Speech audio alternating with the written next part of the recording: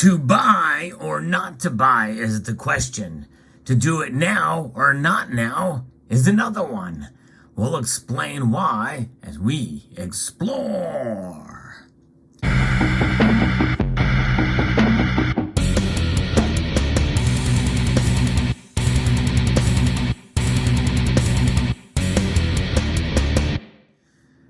That is the dilemma that everybody has whenever they part with their own money or decide to part with their own money, is when to buy and what are the reasons to buy and not to buy, justifying making a big purchase like buying gold. And make no mistake, even buying 1/10 of an ounce of gold does take a bit of chunk of change, especially in this day and age, especially now when gold prices are, just off of their recent highs and not too far away from their all-time highs. In this video, we're going to be talking about 3 reasons why now would be a good time to buy gold, but also 3 reasons why it's not a good time to buy gold. So let's get into it. Actually, I'm going to be referencing a piece from the Chief Investment Office from UBS Bank that talks about this, and that's just it. Some of these big banks, people wonder, what kind of motivation, what is their agenda? Typically, we don't trust a lot of the big financial institutions, and understandably so. The gold prices come off a bit from its recent high as Biden expressed confidence in avoiding a government default amid progress in this debt ceiling negotiations. We have assumedly better U.S. data, but we know the chefs at the Cook the Books Club makes it so that we have a hard time believing that those numbers are actually real, or they might be twisted in such a way by redefining some of these metrics, such as inflation data, for instance. We also have hawkish comments by some Fed members. In fact, recently, the chairman of the Federal Reserve, Jerome Powell, has made statements that has tended to move the needle a bit in the positive direction for gold recently. So, there's a lot of things that can affect the price of gold, but all that remains about 8.2% higher than from the start of the year. And HBS is likely thinks that we'll see it break its all-time high later in the year in terms of nominal dollars, with multiple to mid to longer term drivers. And that very well could be the case. Now, that's nominal dollars. In other words, the actual dollar amount, not adjusted for inflation, because adjusted for inflation, we still have quite a ways to go for gold to reach its all-time high. Notwithstanding, I do think that headroom and how far we've seen gold prices go this year is one of those reasons why maybe it's not a good time to buy gold, because the price could go back down. In fact, it could fall even more dramatically than what we thought. I was kind of surprised to see the price drop below $2,000 this soon, and it did. We've had pullbacks before, and relatively major pullbacks that leave some wondering if we should have made a purchase at the time we did. They call that Salivate's law. You might refer to it as Murphy's law, but typically what happens, you make a purchase and then the price drops, and maybe even may drop significantly. And so that kind of hurts overall your dollar cost average. So what gives there? Well, that's just it. You have to be prepared for those price drops.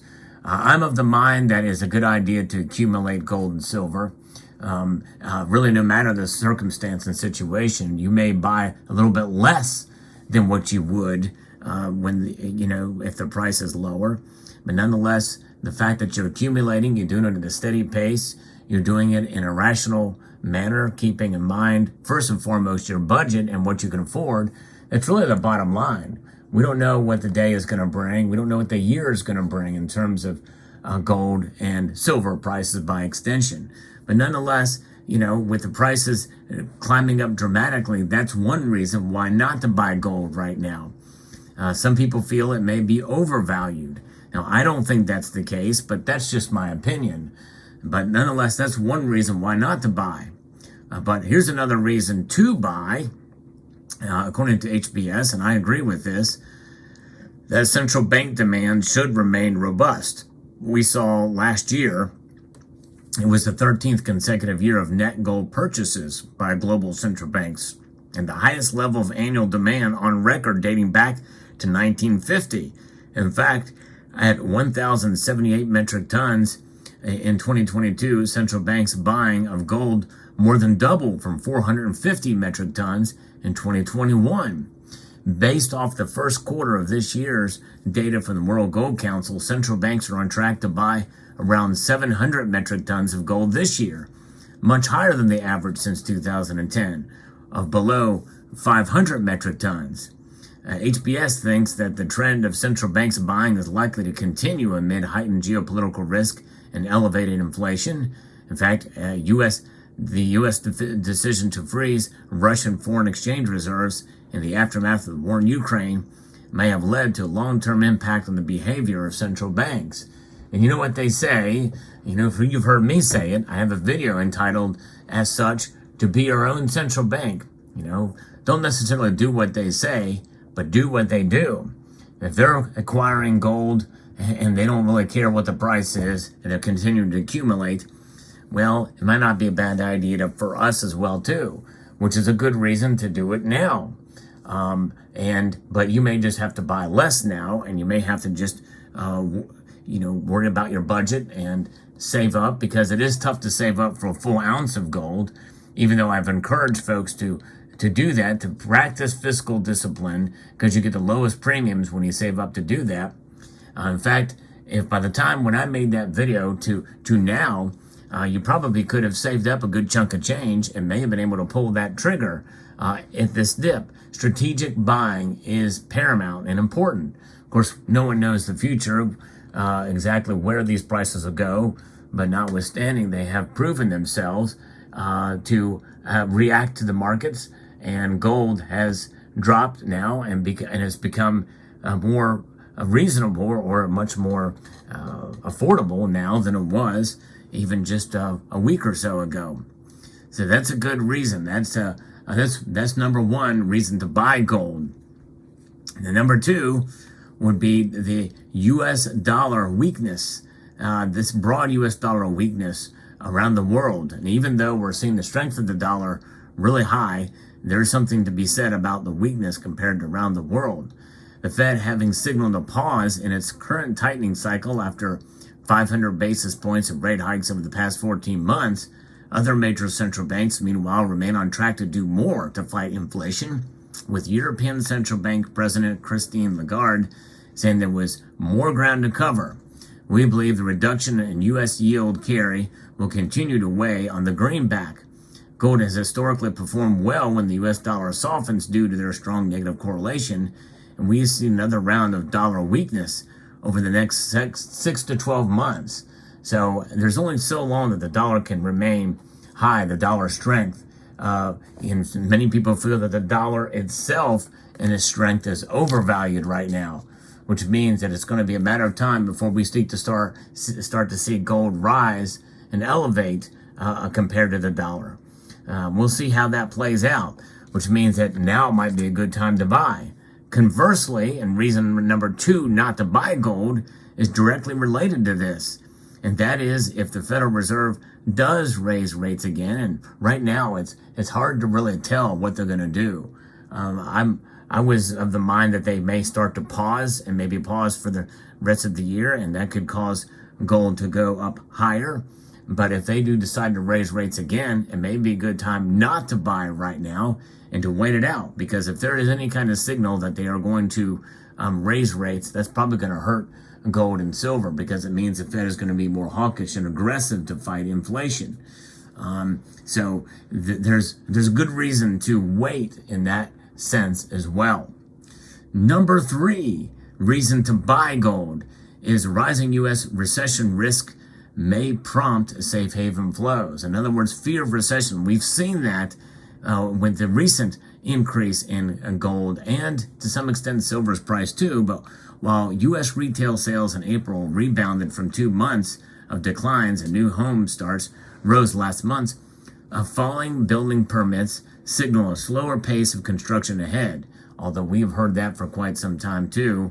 We've seen it slow down, but I guess it's not slowing down as much until now.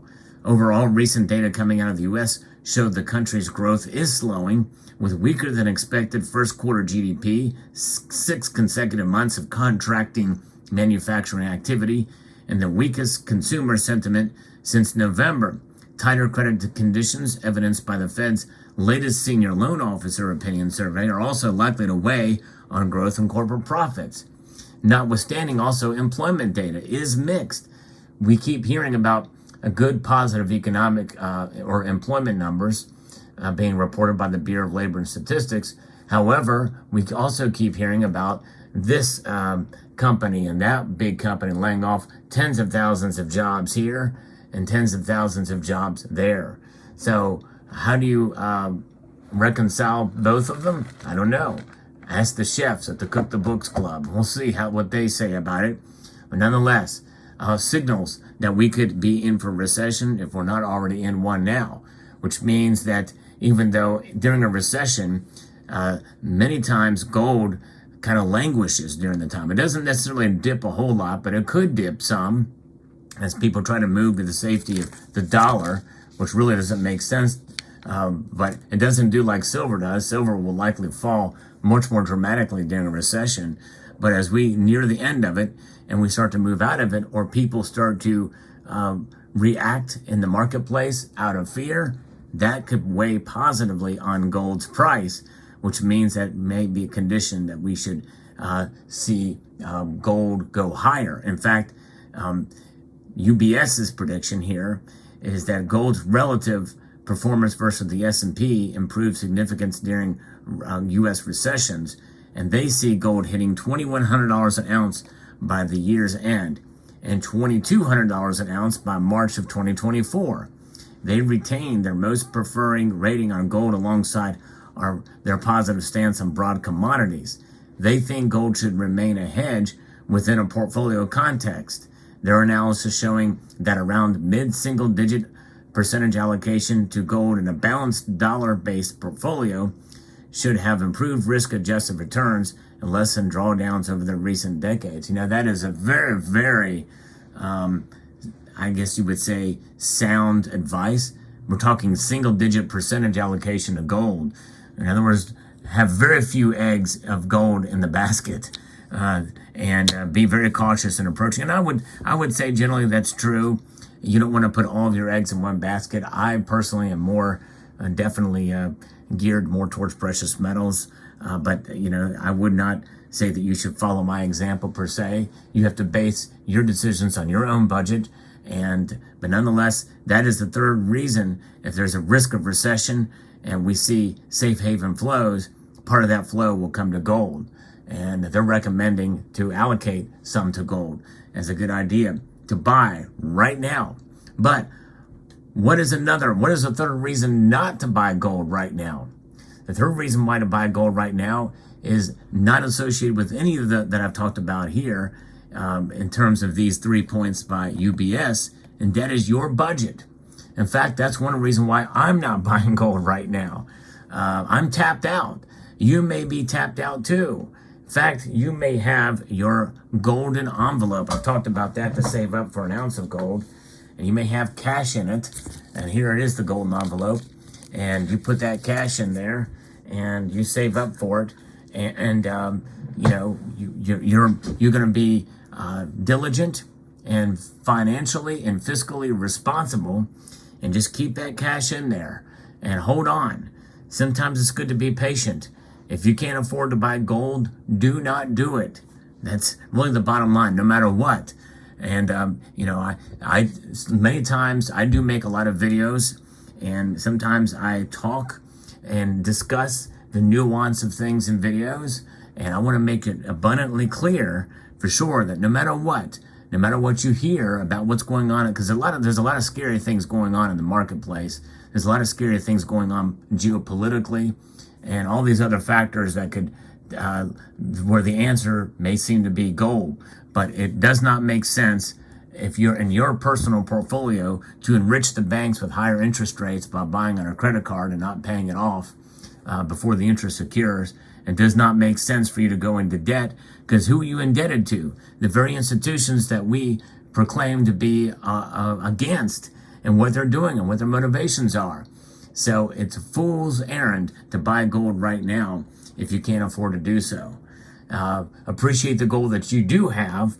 That's why I always talk about it's good to hold gold. If anything, any gold that you do have, sometimes it's good just to take it out, take a look at it. Sometimes that's all you can do is just look at it. Just look at that. It's beautiful. Just admire what you already have. Be thankful for what you have, and I think you'll feel a lot better. So I hope you found this video informative, insightful, and educational. I'd like to extend a multitude of gratitude to each and every one of you for taking the time to watch, and to encourage you to please rate, share, comment, and subscribe.